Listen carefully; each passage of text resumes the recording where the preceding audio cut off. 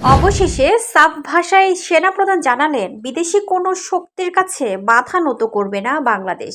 বিশেষ করে মানবিক বা কৌশলগত করিডোর খোলার বিষয় শুধুমাত্র একটি গণতান্ত্রিকভাবে নির্বাচিত সরকারের দায়িত্বের মধ্যে আসে, যা বর্তমান সরকারের এখতিয়ারভুক্ত নয়। বলছেন কাউকে কোনো প্রকারের করিডোর দেয়া যাবে না, এটি পুরোপুরি অগ্রহণযোগ্য।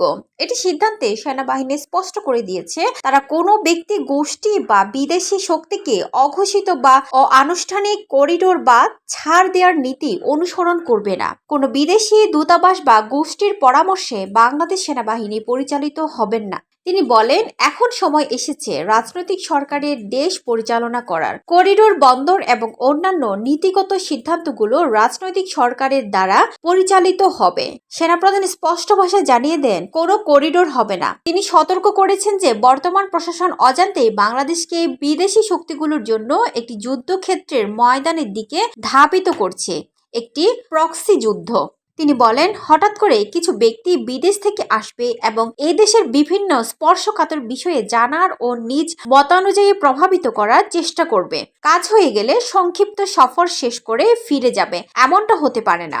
একজন কমান্ডিং অফিসার জোর দিয়ে বলেছেন যে দেশের স্বাধীনতা, জাতীয়তাবাদ, সার্বভৌমত্ব খর্বিত হয় এমন কোনো কার্যকলাপ প্রশ্রয় দেওয়া উচিত হবে না। সমস্ত রাজনৈতিক সমস্যা রাজনৈতিক সরকারের দ্বারা সমাধান করতে হবে। প্রধান উপদেষ্টা ও অন্যান্য উপদেষ্টার কার্যক্রমে প্রশংসা করেন, কিন্তু তারা সরকার পরিচালনার বিষয়ে অনভিজ্ঞ।